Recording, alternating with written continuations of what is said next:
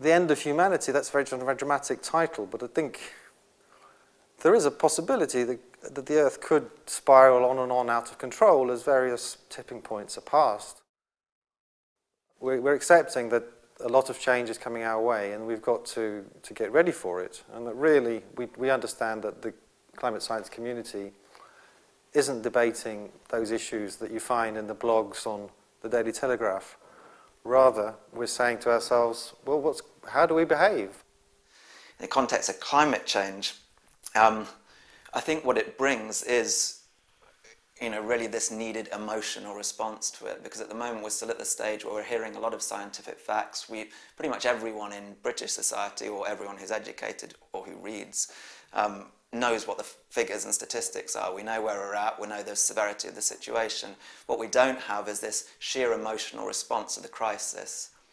There are sort of two approaches one can take. And one is of utter despair. And the despair might lead to psychic self-mutilation in some ways. People might do themselves self-harm. Or it might lead to well, there's nothing I can do about this, therefore I might as well just be totally hedonistic and get on with, getting on with enjoying life. I think that's what a lot of people might say. I can't do anything about it, therefore let's just carry on as we are.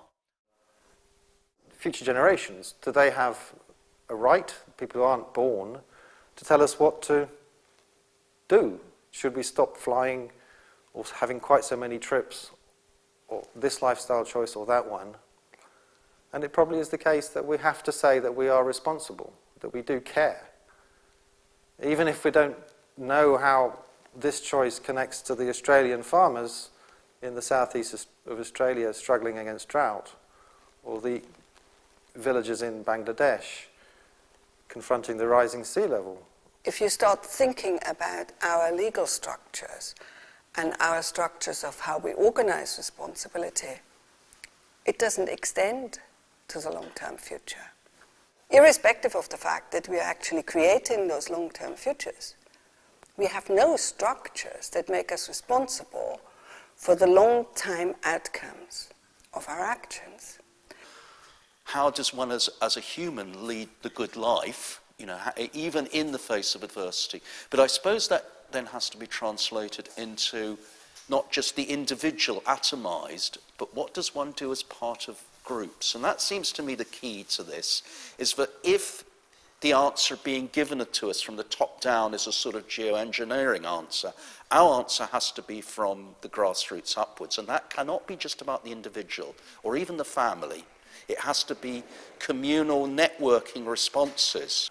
So our maturity now in how people are thinking about this, we're no longer just lamenting and saying, oh, this is terrible, this is wrong, this is unjust.